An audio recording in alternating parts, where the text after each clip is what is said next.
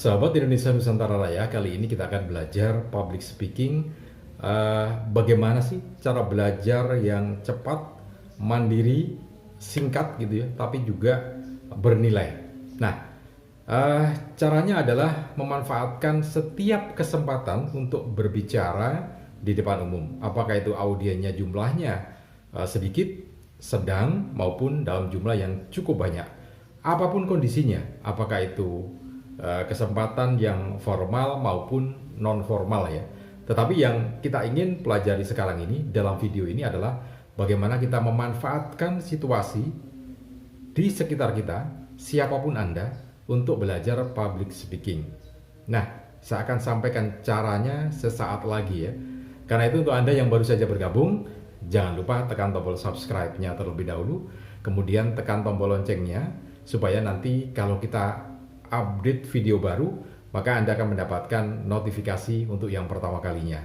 Kemudian juga like dan share video ini ke teman-teman Anda. Siapa tahu teman-teman Anda juga sama ingin belajar public speaking secara mandiri ya. Jadi saya akan uraikan sesaat lagi ya. Oh ya, untuk belajar public speaking secara mandiri, saya juga sudah sediakan ebook public speaking ini yang harganya murah, hanya Rp50.000 saja, tetapi Anda sudah bisa konsultasi bersama saya untuk belajar public speaking ya. Konsultasi secara online. Caranya nanti kalau Anda sudah beli ebook public speaking ini, maka saya akan kasih nomor HP untuk konsultasi ya, nomor WA untuk konsultasi. Apa masalahnya? Kemudian saya akan buatkan video sehingga Anda bisa melihat video ini di YouTube ini. Dan seperti itu terus-menerus sampai Anda mahir berbicara di depan umum. Baik, jadi saya akan sampaikan cara belajar dengan memanfaatkan setiap kondisi, setiap momen yang ada ketika Anda berada di satu kesempatan ya. Jadi begini, saya mau cerita dulu. Ini juga sebagai satu contoh gitu ya. Pada tahun 2000 pas ya, 2000 dan 2001 saya berada di Korea Selatan bersama sekitar 12 teman-teman saya. Nah, berada di sana 2 tahun, artinya saya melakukan aktivitas untuk bekerja itu hari Senin, Selasa, Rabu, Kamis, Jumat, Sabtu kan ya. Kemudian minggunya libur atau Sabtu sore sudah libur. Nah, ketika itu bulan-bulan atau musim yang bagus, musim semi, musim panas, biasanya kita jalan-jalan. Nah, ketika pada musim dingin, biasanya bulan-bulan seperti ini ya, bulan Desember, Januari, Februari, kemudian Maret, itu musim dingin atau musim salju. Kebanyakan dari kita lebih banyak melewatkan hari Minggu itu di dalam mes, di dalam tempat tinggal kita ya.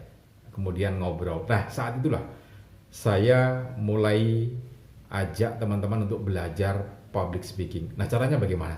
Jadi yang saya ingat waktu itu, saya bercerita tentang tempat wisata yang ada di tempat tinggal saya di Indonesia, yaitu di Jawa Timur, tepatnya di Kota Mojokerto. Saya bercerita tentang Pacet, kemudian saya bercerita tentang tempat-tempat bersejarah yang ada di Mojokerto, yang waktu itu memang pelajaran sejarah masih belum ini ya, belum dihapus ya, jadi masih ada, sehingga kita menyampaikan itu seperti itu. Nah, itulah saya belajar berbicara di depan teman-teman saya, kan ber-12 gitu ya, ngumpul di ruang tengah, kemudian sambil memanaskan suhu gitu ya, supaya badan kita tetap hangat. Nah, saya bercerita. Nah, ternyata dari situ kemudian teman-teman saya yang lain juga bercerita, yang dari Jawa Tengah, dari Klaten, cerita tentang Gunung Kemukus kan gitu.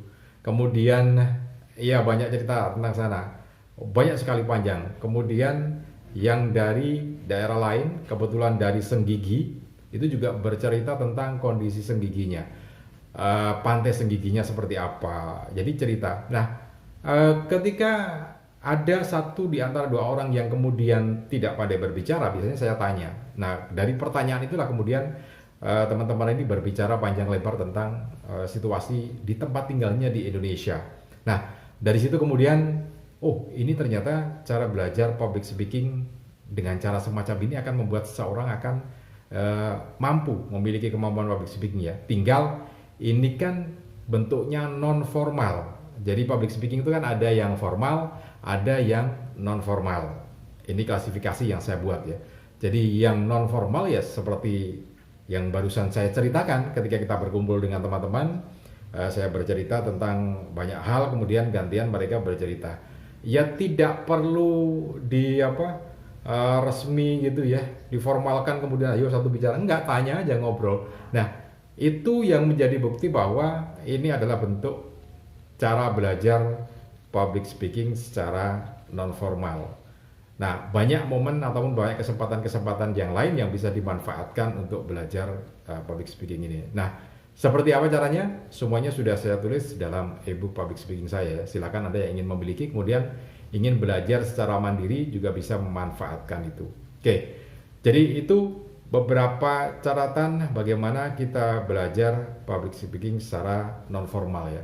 Itu salah satu contoh saja. Nah, ada contoh yang lain juga yang sempat saya lakukan ketika saya sudah berada di Indonesia lagi, sekitar 2008 sampai 2011 ya. Jadi ketika itu saya punya acara, kemudian saya berkunjung ke salah satu penerbit buku yang ada di Surabaya, distribusinya, tapi penerbitnya ada di Jakarta. Cuman memang besar sekali sehingga ada kantor di Surabaya. Nah, saya kemudian di sana bertemu dan banyak teman-teman yang lain juga yang mau mengambil buku.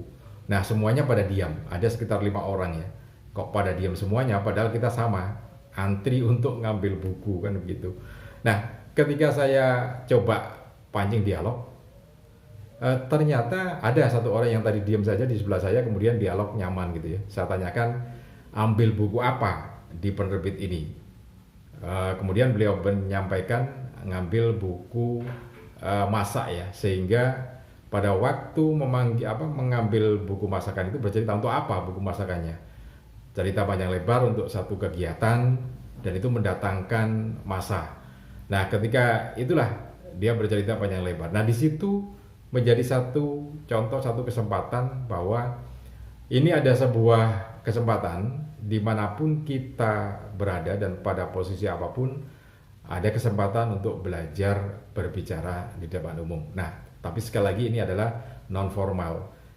Bagaimana dengan meningkatkannya menjadi formal? Maka itu pun harus setiap saat diambil kesempatan yang ada ya. Formal ada banyak. Jadi misalkan kalau tadi kita sudah berbicara tentang non formal, nah pelajaran-pelajaran atau berlatih secara formal untuk berbicara di depan umum itu atau public speaking itu bisa memanfaatkan juga situasi. Misalkan di antara teman-teman yang sedang belajar di universitas itu kan banyak sekali kegiatan. Ada kegiatan diskusi, ada kegiatan presentasi, ya kan? Ada kegiatan seminar dan lainnya. Ikutlah di sana, kemudian ambil kesempatan untuk berbicara di depan umum, apapun itu posisinya. Karena ini kan sudah formal.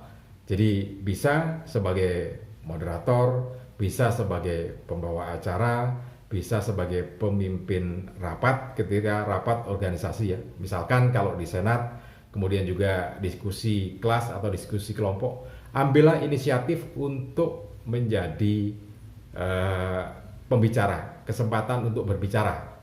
Apa saja tadi yang disebutkan, bisa MC, bisa pembawa acara, bisa dialog sendiri.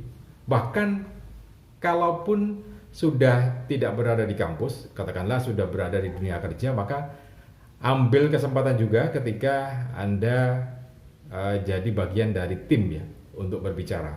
Biasanya kan kalau di tempat kerja ada briefing pagi, briefing sore gitu ya.